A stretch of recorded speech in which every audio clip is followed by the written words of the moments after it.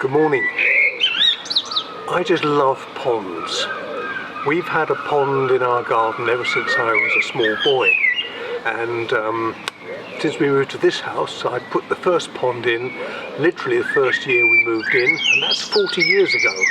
It was one of those fiberglass ones, which has long since given up the ghost. Since then I've installed initially 2 ponds. A small one, which is ideal for where the frogs will lay their spawn, and then a larger one, which has evolved and grown over the years. And then just this year we've introduced a 3rd pond, and they're all connected together with a little stream at the top leading down into the first one, cross into the 2nd, and now another one down into the 3rd. And as you'll see, our ponds, I'm not into the ornate, highly decorative ponds with fountains and lights and all that sort of thing, or goldfish. I'm really interested in what they bring to the garden in the way of nature. We have a number of amphibians, frogs as I've already mentioned, newts, toads, and loads of different insects, in particularly the damselfly and dragonfly. Last year I was able to photograph a broad-bodied chaser here. We also bring in a number of different bird types. We've had the heron and at the field fair, and many birds just like to come and bathe in the ponds. But it also brings, of course, a lot of different insects which the birds feed on. So I'm a great advocate for having a pond in the garden, because it introduces so many different species which are beneficial to our ecosystem as a whole. And I just think that brings the joy of the garden pond.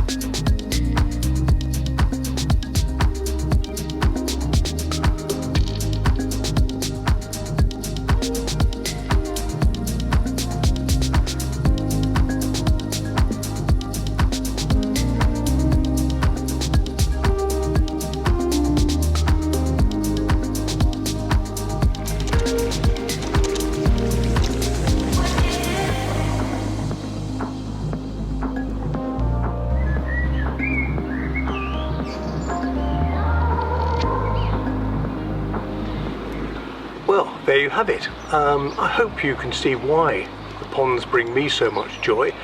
I certainly recommend anybody who's got sufficient space in their garden and the will to, if you haven't already got one, install a pond. It doesn't matter how big or small it is, it certainly will bring a lot of extra interest into the garden, and it certainly will help nature as a whole in a time that we need it most.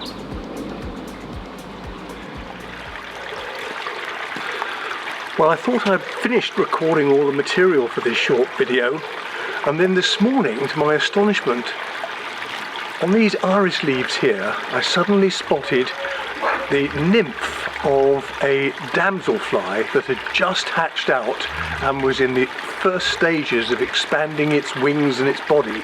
So of course I get the camera and I've recorded that, and here are a few final clips showing this damselfly going through the evolution of expanding the wings, expanding the body, and then getting ready for its first flight. I hope you've enjoyed this. If so, please give it a like and please subscribe. Well, this is a surprise and a treat. We can see here a damselfly, well, nymph that has climbed out and is now evolving into the adult state.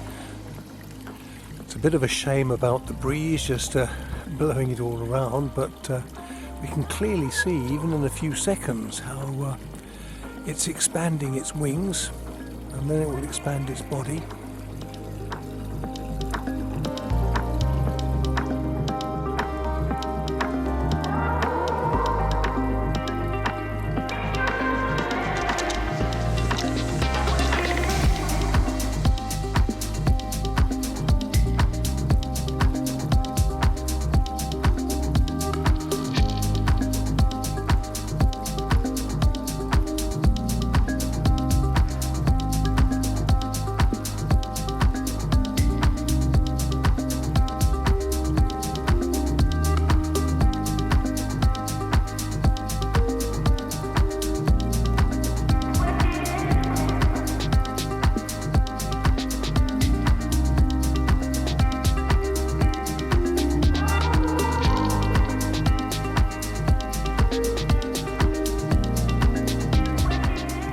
See how the colour is now developing in the body. The very pale green it was initially. Pity about the breeze.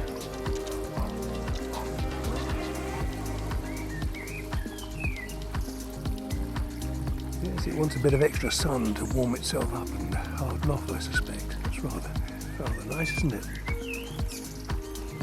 Looking at what remains of the shell as it was when it crawled out of the water, probably early this morning or overnight, you can see how small it was at the time, and comparative to that, how it has expanded into its now adult form. There we are, coming up here now. Look at that. Isn't that beautiful? To me, this is just one of the reasons I love having a pond. To be able to have the privilege of seeing nature in all its glory.